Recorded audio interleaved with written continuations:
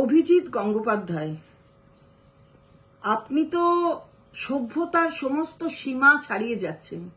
অর্থাৎ এত অসম্ভব খারাপ কথা আপনার মুখে শোনা যাচ্ছে যে মানুষ আপনাকে আর মানুষ ভাবছে না।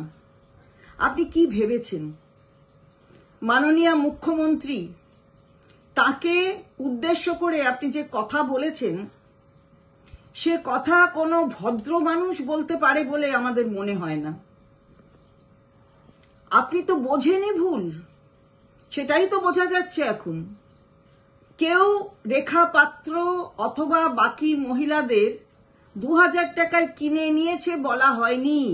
তাদের দর 2000 টাকা বলার মতন অসভ্য এরম চরিত্র আমাদের কারুর নয়। আমরা যেটা অভিযোগ করেছি সেটা হচ্ছে যে তাদের ভুল বুঝিয়ে তাদের 2000 টাকা হাতে দিয়ে ঘুটি করা হয়েছে একটা চক্রান্ত করার জন্য। মেয়েদের সম্ভ্রম কি করে রক্ষা করতে হয় মাননীয় মুখ্যমন্ত্রীর চেয়ে ভালো আর কেউ জানেন না। আপনি তো দেখছি মহিলাদের সবকিছু জানেন, কে বিউটি পার্লারে কি করে, কে সৌন্দর্যায়ন মহিলাদের তার সম্পর্কে, তাদের কারা কারা তার সঙ্গে যুক্ত, আপনি সব জানেন। আপনি আসলে মহিলাদের সব খবর রাখছেন দেখছি। বাহ, কি সুন্দর অভিজ্ঞতা আপনার। তবে আপনাকে বলতে চাই, এই ধরনের ভদ্রতার সীমা তার মধ্যে থাকুন, পেরিয়ে যাবেন না। এগুলো তো আঙুল আপনার দিকে উঠবে।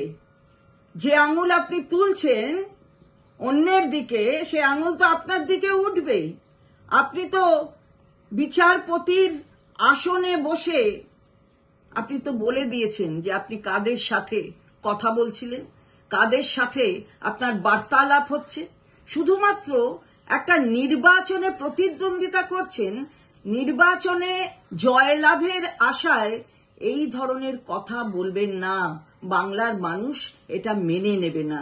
আপনি ভদ্রতা শিখুন, ভদ্রভাবে কথা বলুন, এটাই আপনার কাছে আমার বলার। সুতরাং একটু ভালোভাবে কথা বলবেন, ভদ্রভাবে বলবেন।